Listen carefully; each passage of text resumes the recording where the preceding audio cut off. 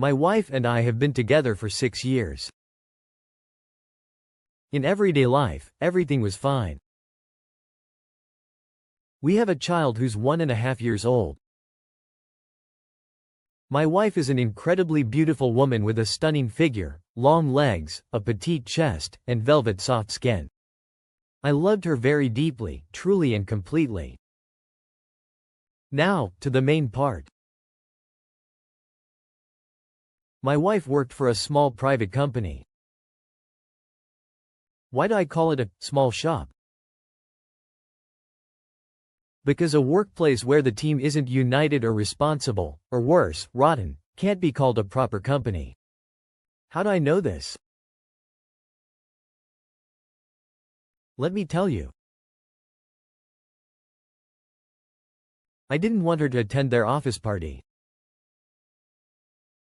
It's as though I sensed something would happen.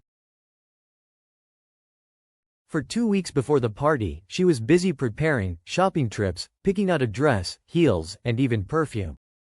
She chose the scent herself. I didn't like it, but she said, "You won't be there anyway, and it's only for the evening. I'll shower when I get back." She chose a dress with a daring neckline. I didn't like it either. She playfully assured me she loved me and just wanted to outshine her female colleagues at the party. Apparently, they had a bet about who would look the best, with a case of expensive champagne as the prize. It seemed innocent enough. A New Year's party from 4 p.m. to 11 p.m., nothing unusual. And I had no reason not to trust my wife. She had never given me a reason to doubt her before. On December 30th, I helped her get ready. A taxi came to pick her up, and I saw her off. Before she left, I made one last attempt. "Are you sure you have to go?" She replied that she couldn't miss it, it would damage her professional reputation. She mentioned her boss didn't take kindly to refusals, and it could affect her career progression. To be fair, my wife earned a good salary. I worked in a government job, which paid decently but not as much as her position. When she left, I thought, fine, let her relax and have fun.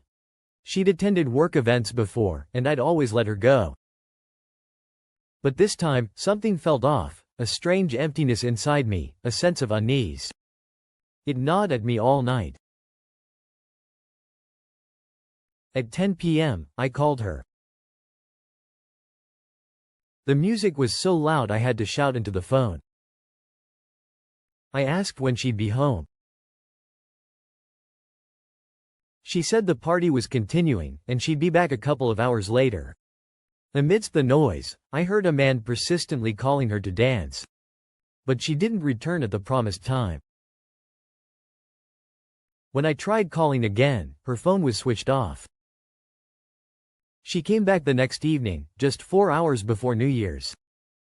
Slightly tipsy, she passionately kissed me on the lips, acting as though nothing was wrong.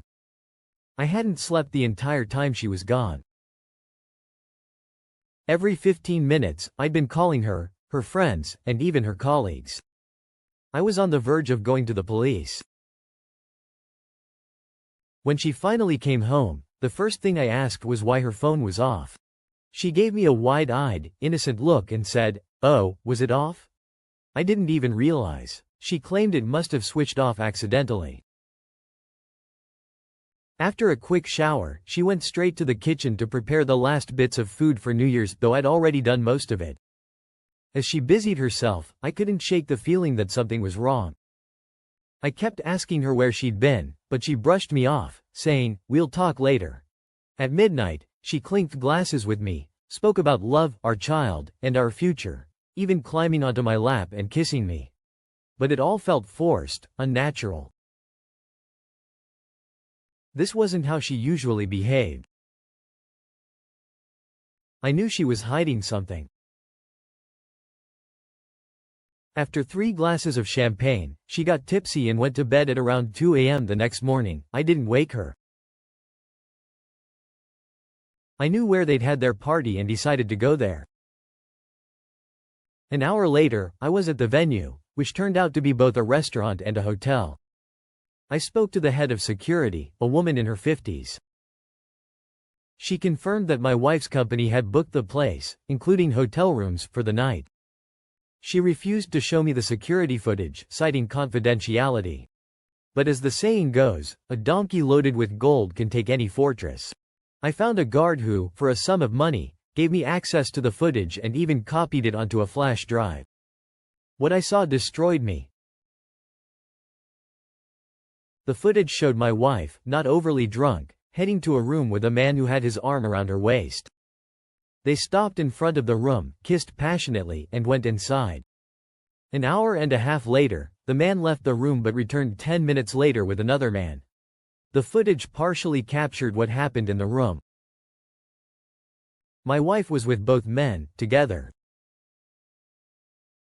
They drank champagne, talked, kissed, and returned to their activities multiple times throughout the night. They left her room only in the late morning, one after the other. My wife exited an hour later and knocked on the door of another room, where a female colleague let her in.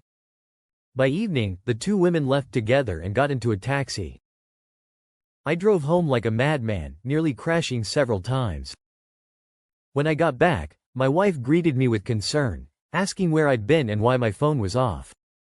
I feigned confusion and told her it must have turned off by itself. She looked puzzled and tense. I asked her outright to tell me where she had been and what had happened. She claimed she'd drunk too much, fallen asleep at a colleague's house, and had felt too sick to leave until the afternoon. She swore it was the truth and begged me to believe her. I told her I had a film to show her. When I brought my laptop and played the footage, she broke down, sobbing uncontrollably. She claimed she didn't know how it had happened, that it was a mistake, and begged me not to make any rash decisions. She swore she loved me and our child, pleaded for forgiveness, and promised never to repeat it. She said our child needed both parents, and she couldn't live without us. But I couldn't listen anymore. I packed my bags. She clung to me, begging me not to leave, but I walked out. I later found out the two men were both married, with children. As revenge, I sent their wives the footage anonymously, with a simple note: "You deserve to know the truth." A few weeks later, I heard through the grapevine that both men were facing the fallout of their actions. One of their marriages had already ended, while the other was hanging by a thread. It gave me a grim sense of satisfaction to know they were dealing with the consequences, just as Emily was. Despite everything, I couldn't shake the feeling of loss. Not for Emily. My feelings for her had been replaced by a cold indifference, but for the life we had built, the dreams we once shared. I grieved for the version of her I thought I knew, the version I had loved so deeply. That woman no longer existed, and accepting that was one of the hardest parts of the ordeal. In the months that followed, I focused on rebuilding my life. I threw myself into my work, spent as much time as possible with Oliver, and reconnected with old friends. Slowly but surely, I began to feel like myself again. Emily, on the other hand, continued to spiral. She tried everything to win me back: letters, gifts, even showing up at my workplace. I remained firm, refusing to engage beyond discussions about our son. Eventually, she seemed to accept that there was no chance of reconciliation. The day our divorce was finalized was bittersweet. On one hand, it marked the end of a chapter filled with pain and betrayal. On the other hand, it was the beginning of a new chapter, one where I could focus on my happiness and my son's well-being. I walked out of the courthouse feeling a weight lifted off my shoulders. I returned home, finally ready to put an end to it all. Emily met me with an angry glare, but her expression quickly shifted to feigned concern when she saw my calm yet determined demeanor. "Where have you been? Why have you been ignoring my calls?" she demanded, trying to sound hurt. "I haven't ignored anyone," I replied, pulling out my phone and turning it on in front of her. It must have turned off by itself. I thought the same thing when no one called me. For the first time, I saw her face freeze in confusion. She was calculating something, trying to piece together my words.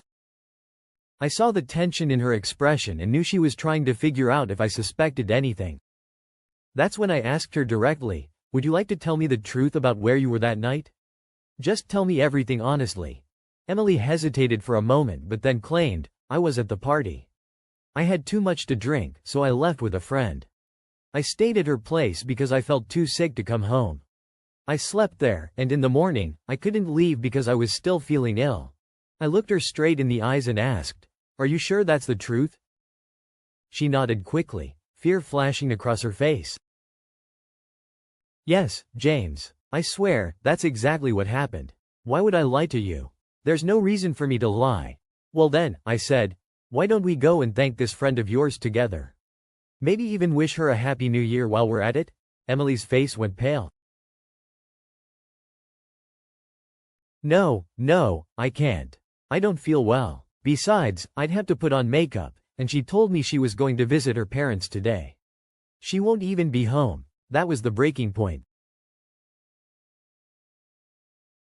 Calmly, I looked at her and said, "Or maybe you'd like to watch a new film with me.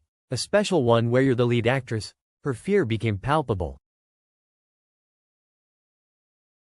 "I don't want to watch anything," she stammered. I left the room, fetched my laptop, and transferred the footage from the flash drive. When I returned to the bedroom, Emily was sitting on the bed, quietly crying. I placed the laptop in front of her and pressed play. The moment she saw the footage, she broke into uncontrollable sobs.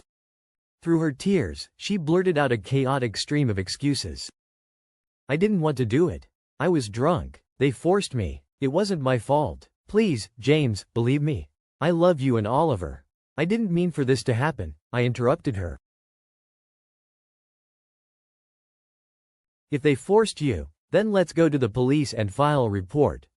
Her panic intensified, and she immediately refused. No, I can't. I don't want that kind of attention. Please, James, I'll do anything.